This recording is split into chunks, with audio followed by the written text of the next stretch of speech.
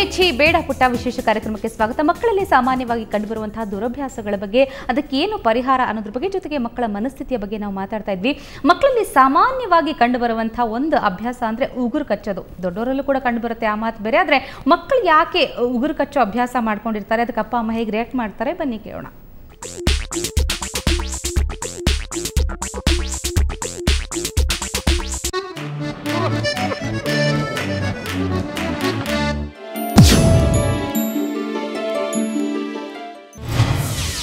ಏ ತೆಗಿಯೋ ಕೈ, ಹಾಕ್ತೀನಿ ನೋಡು. ಎಷ್ಟು ಹೇಳಿದ್ರು ಬರೀ ಉಗುರು ಕಡಿತಾನೆ ಇರ್ತೀಯ. ಹೋಗಮ್ಮ, ಎಲ್ಲದಕ್ಕೂ ಹೊಡಿತೀಯ. ಅದೇನ್ ದೊಡ್ಡ ವಿಚಾರ? ಸೌರವ್ ಗಂಗೂಲಿನೇ ಉಗುರು ಕಡಿತಿದ್ನಪ್ಪ. ಆಗಾಗ ಮಕ್ಕಳ ಉಗುರಿನ ಪ್ರಮಾಣ ಗಮನಿಸಿ ಟ್ರಿಮ್ ಮಾಡುವುದು.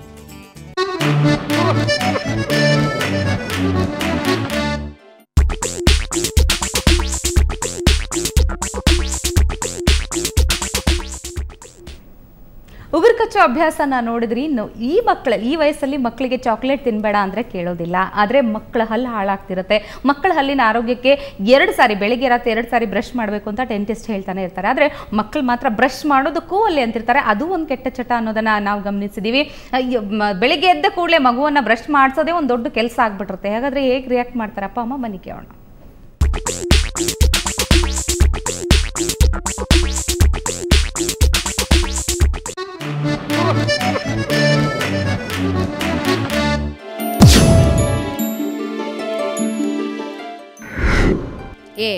ಎದ್ದ ತಕ್ಷಣ ಫ್ರೆಶ್ ಆಗ್ಬೇಕು ಅಂತ ಗೊತ್ತಿಲ್ವೇನೋ? ಆಗ್ತೀನಿ ಇರಮ್ಮ. ಅಯ್ಯೋ, ತಿಂಡಿ ಕೂಡ ಬ್ರಷ್ ಮಾಡದೆ ತಿಂತೀಯಲ್ಲಪ್ಪ, ಇದು ಒಳ್ಳೆ ಅಭ್ಯಾಸ ಅಲ್ಲ ಕಣೋ. ಆಮೇಲೆ ಬ್ರಷ್ ಮಾಡ್ತೀನಮ್ಮ. ಸರಿ ಬಿಡು, ಇವತ್ತೊಂದಿನ ಓಕೆ, ನಾಳೆಯಿಂದ ಬ್ರಷ್ ಮಾಡಬೇಕು, ಸರಿನಾ? ಬ್ರಷ್ ಮಾಡದೆ ಆಹಾರ ಸೇವನೆಗೆ ಮುಂದಾಗುವ ಅಭ್ಯಾಸವನ್ನ ಬಿಲ್ಕುಲ್ ಪ್ರೋತ್ಸಾಹಿಸದಿರಿ. ಒಂದು ದಿನದ ಓಕೆ ಅಭಿಪ್ರಾಯವೇ ಮುಂದೆ ದುರಭ್ಯಾಸವಾಗಿ ಬೆಳೆಯುತ್ತೆ. ಬ್ರಷ್ ಮಾಡದಿದ್ರೆ ಹಲ್ಲುಗಳು ಹಾಳಾಗುವುದನ್ನು ಮನವರಿಕೆ ಮಾಡಿಕೊಡಿ.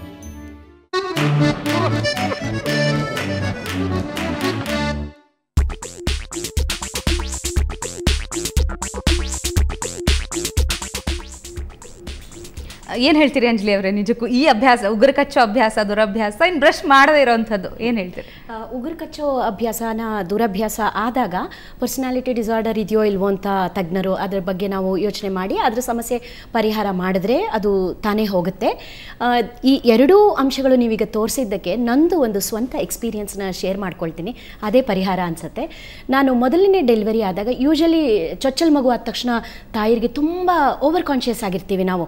ಅದು ಮುಟ್ಟಿದ್ರೆ ತಪ್ಪು, ಮಗು ಬೆಳೆಸೋದು ಹೇಗೋ ಏನೋ ಆ ಥರ ಎಲ್ಲ ಸ್ಟ್ರೆಸ್ಸಲ್ಲಿ ಇರೋದ್ರಿಂದ ನಾನು ತುಂಬ ಓವರ್ ಕಾನ್ಷಿಯಸ್ ಆಗಿದ್ದೆ. ಎಷ್ಟರ ಮಟ್ಟಿಗೆ ಅಂದರೆ ಬಾಳೆಹಣ್ಣನ್ನು ಕೂಡ ತೊಳೆದುಬಿಟ್ಟು ಬಿಚ್ಚಿ ಮಗುಗೆ ಕೊಡೋದು, ಹೀಗೆಲ್ಲ ಮಾಡ್ತಾ ಇದ್ದೆ. ಮತ್ತು ಆ ಮಗು ನಡಿಗೆ ಕಲಿಯೋ ಸಮಯದಲ್ಲಿ ಅದು ಎದ್ರೆ ಎಲ್ಲಿ ಬಿದ್ದುಬಿಡ್ತಾನೋ ಅಂತ ಮುಂಚೆನೇ ಬೇಡ ಬೇಡ ಬೇಡ ಬೇಡ ಅಂತ ಕಿರ್ಚೋದು, ಎಲ್ಲದಕ್ಕೂ ಸ್ವಲ್ಪ ಇಂಪಲ್ಸಿವ್ ಆಗಿ ನಾನು ರಿಯಾಕ್ಟ್ ಮಾಡ್ತಾ ಇದ್ದೆ. One fine day I realise, ನನ್ನ ಮಗು 5-6 ವರ್ಷ ಆದಾಗ ಅವ್ನು ಎಲ್ಲದಕ್ಕೂ ತಕ್ಷಣ ಕಿರ್ಚೋನು.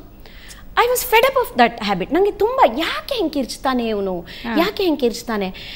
ಈ ಬುದ್ಧಂಗೆ ಜ್ಞಾನೋದಯ ಆದ ಹಾಗೆ ಒಂದು ರಾತ್ರಿ ನನಗೆ ತುಂಬ ಯೋಚನೆ ಮಾಡ್ತಾ ಇದ್ದೆ ಮಗು ಬಗ್ಗೆ. ತುಂಬ ಕಿರ್ಚ್ತಾನಲ್ಲ, ಎಲ್ಲದಕ್ಕೂ ಹಿಂಗೆ ಮಾಡ್ತಾನಲ್ಲ, ನಾಳೆ ದೊಡ್ಡವನಾದ್ಮೇಲೆ ಏನು ಗತಿ ಅಂತ. ಒಂದು ಒಳ್ಳೆ ರಾತ್ರಿಯಲ್ಲಿ ನನಗೆ ಜ್ಞಾನೋದಯ ಆಯಿತು, ಅದು ನನ್ನ ಸ್ವಭಾವ ಅಂತ. ಇಮ್ಮಿಡಿಯೇಟ್ ನೆಕ್ಸ್ಟ್ ಡೇ ಬೆಳಗಿನಿಂದ ನಾನು ಅದು ಪ್ರಾಣ ಹೋದ್ರೂ ಪರವಾಗಿಲ್ಲ, ಕೈ ಬೆರಳನ್ನ ಹಿಂಗೆ ಇಟ್ಕೊಂಡು ಏನಾದರೂ ರಿಯಾಕ್ಟ್ ಮಾಡಬೇಕಂದ್ರೆ ರಿಯಾಕ್ಟ್ ಮಾಡಬಾರ್ದು, ಕಿರ್ಚಬಾರ್ದು. ನಾನು ಕಿರ್ಚಿದ್ರೆ ಬಿಲೀವ್ ಇಟ್ ಆರ್ ನಾಟ್, ಬಹುಶಃ ಡಾಕ್ಟರ್ಗಳು ನಂಬ್ತಾರೆ. ಅದು ಗ್ರ್ಯಾಜುಯಲ್ ಆಗಿ 15-20 ದಿನದಲ್ಲಿ ನಾನು ನನ್ನ ಮಗುನಲ್ಲಿ ಚೇಂಜ್ ಕಂಡೆ. ಉಗುರು ಕಚ್ಚೋ ಅಭ್ಯಾಸ ಇರಲಿ, ಮತ್ತೆ ಬ್ರಷ್ ಮಾಡೋದು. ನಾನು ಬೆಡ್ ಟೀ ಕುಡಿಯುವಾಗ ನನ್ನ ಮಗುಗೆ ನೀನು ಬ್ರಷ್ ಮಾಡಿದೆ ಹಾಲು ಕೊಡಲ್ಲ ಅನ್ನೋದು ತಪ್ಪಾಗತ್ತೆ. ಖಂಡಿತ.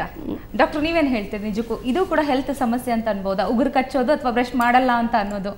I mean, usually most, now if you set the example, health ಸಮಸ್ಯೆ ಅಷ್ಟು ಇರೋದಿಲ್ಲ ಈ ಉಗುರು ಕಚ್ಚೋದಲ್ಲಿ. ಅಥವಾ ನೀವು ಆ್ಯಕ್ಚುಲಿ ಆಗಿ ತೋರಿಸಿದಾಗೆ ಉಗುರು ಟ್ರಿಮ್ ಮಾಡಿದ್ರೆ, ರೆಗ್ಯುಲರ್ ಆಗಿ ಟ್ರಿಮ್ ಮಾಡಿದ್ರೆ, and especially brushing teeth, even parents can join the child. Child ಹೋಗಿ ನೀನು ಬ್ರಷ್ ಮಾಡು, ಬಟ್ ನೀವು ಪೇರೆಂಟ್ಸ್ ಬ್ರಷ್ ಮಾಡಿಲ್ಲ ಅಂದ್ರೆ ಅವ್ರು ಹೇಗೆ ಮಾಡ್ತಾರೆ? ನಾನು ಬ್ರಷ್ ಮಾಡ್ತೀನಿ, ಬ್ರಷ್ ಮಾಡಿ, ನಾನು ಈಗ ಮಾಡ್ತೀನಿ, ನೀನು ಈಗ ಮಾಡು. You get lot of charts ಬರುತ್ತೆ, ಕಲರ್ಫುಲ್ ಚಾರ್ಟ್ಸ್, ಕಾರ್ಟೂನ್ಸ್ ಇರೋದು. How's the child, there's a cartoon brushing ಮೇಲ್ ಮಾಡಬೇಕು, ಕೆಳಗೆ ಮಾಡಬೇಕು, ಸೈಡಿಗೆ, ಆ ಥರ. ನಾವು ಮಕ್ಕಳಿಗೆ ಅದನ್ನ ಬೆಳೆಸಲಿಕ್ಕೆ ಸಾಂಗ್ ಕೂಡ ಹೇಳ್ತೀವಿ, up and down and round Don ಅಂತರ ಇನೋವೇಟಿವ್ ಏನಲ್ಲಿ ಹೇಳ್ಕೊಟ್ರೆ ಮಕ್ಕಳು ನಿಜವಾಗ್ಲೂ ಚಿಕ್ಕಂದ್ರಿಂದ ಚೆನ್ನಾಗಿ ಕಲಿತಾರೆ. ಆಮೇಲೆ ಒಂದು ಏಜಲ್ಲಿ ಅದು ರೂಢಿಸ್ಕೋತಾರೆ. ಅವ್ರಿಗೆ ಗೊತ್ತು ನಾನು ಕ್ಲೀನಾಗಿ ಕಾಣಿಸಿಲ್ಲ ಅಂದ್ರೆ ಹಲ್ಲು ಹಳದಿ ಆದ್ರೆ ಮಕ್ಕಳು ಸ್ಕೂಲ್ನಲ್ಲಿ ಅನ್ಗಿಸ್ತಾರೆ, ನಾನು ಹಲ್ಲು ಹಳದಿದ್ರೆ ಮಾತಾಡೋದು ಕಾಣುತ್ತೆ. ಒಂದ್ ಏಜ್ ಬಂದ್ಮೇಲೆ ಅವ್ರಿಗೆ ಅದು ಅರ್ಥ ಆಗುತ್ತೆ. ಚಿಕ್ಕ ಮಕ್ಕಳಿದ್ದಾಗ ಗೊತ್ತಿರಲ್ಲ. ಅದನ್ನ ಮಾಡೋದಕ್ಕೆ ನೀನ್ ಬ್ರಷ್ ಮಾಡು ಅಂದ್ರೆ ಖಂಡಿತ ಮಾಡಲ್ಲ. ಬ್ರಷ್ ಮಾಡಿ ಯಾಕೆ ಮಾಡ್ಬೇಕು? ಖಂಡಿತ ಅಲ್ಲ. ಭಾರತೀಯರಿಗೆ ಮಕ್ಕಳಿಗೋಸ್ಕರ ಎಷ್ಟು ಅಟ್ರಾಕ್ಟಿವ್ ಆಗಿರೋ ಬ್ರಷಸ್ ಬಂದಿರುತ್ತೆ, ಚೆನ್ನಾಗಿರೋದು ಕಾಣ್ತಿರೋದು, ಅದನ್ನ ಕೊಟ್ಟರು ಕೂಡ ಬ್ರಷ್ ಮಾಡೋದು. ಸಣ್ಣ ಮಗುವಿಂದನೇ ತಿಳುವಳಿಕೆ ಸ್ಟಾರ್ಟ್ ಆಗ್ತಾ ಇದೆ, ಅದಕ್ಕೆ 8 months 1 year ಹತ್ತರಿಂದನೇ ಒಂದ್ ಸ್ವಲ್ಪ ಬಾಯಲ್ಲಿ ನೀರ್ ಹಾಕ್ಬಿಟ್ಟು ಒಂದ್ ಸ್ವಲ್ಪ ಹಿಂಗ ಅಂದ್ಬಿಟ್ಟು ಉಗಿ ಪುಟ ಅಂತಂದ್ರೆ ಅದು ಆಗ್ಲೇ ಸ್ಟಾರ್ಟ್ ಮಾಡುತ್ತೆ. ನಾವು ಅವಾಗ್ಲಿಂದಾನೇ ಸ್ಟಾರ್ಟ್ ಮಾಡ್ಬಿಟ್ರೆ ಅದನ್ನ ಇದೇ ಇರೋದಿಲ್ಲ. ಉಗುರು ಕಚ್ಚೋದನ್ನು ಅಷ್ಟೇ ಮೇಡಮ್. ಅದೇನೇನೋ ಅಂತಲ್ಲ, ಅದ್ ನೀವು ಹೇಳ್ದಂಗೆನೆ ಒಂದು ಏನೋ ಒಂಥರ ಮನಸ್ಸಲ್ಲಿ ಒಂಥರ ಹೆದರಿಕೆಗೂ ಮಕ್ಕಳಿಗೆ ಏನೋ ಒಂಥರ, ಈಗ ತಂದೆ ತಾಯಿ ಹತ್ರ ಏನೋ ಒಂದು ಕೇಳ್ಬೇಕು ಅನ್ಸುತ್ತೆ, ಯಾವಾಗ್ಲೂ ಒಂದ್ಸಲ ಗದ್ರಿಸಿರ್ತೀವಿ, ಅದು ಇನ್ನೊಂದ್ಸಲ ಅದ್ ಪುನಃ ಕೇಳ್ಬೇಕು ಅಂದಾಗ ಅವ್ರ ಹೆದರಿಕೆಗೆ ಅರ್ಥ ಪುನಃ ಗದ್ರತಾರೇನೋ ಅನ್ನೋ ಒಂದು ಹೆದರಿಕೆಗೆ ಮಾಡಿರ್ತಾರೆ. ಬ್ರಷ್ ಮಾಡೋದು ಅಷ್ಟೇನೆ, ಅದನ್ನು ಸಣ್ಣ ಮಗುವಿಂದಾನೇ ಹೇಳ್ಕೊಟ್ರೆ ಅದು ಏನಂತ ಪ್ರಾಬ್ಲಮ್ ಏನಲ್ಲ. ಖಂಡಿತ ಖಂಡಿತ. ನಿಮ್ಮೆಲ್ಲರ ಜೊತೆ ನಾನು ಮತ್ತಷ್ಟು ಮಾತಾಡ್ತೀನಿ. ಅದಕ್ಕೂ ಮೊದಲೊಂದು ಸಣ್ಣ ಬ್ರೇಕ್.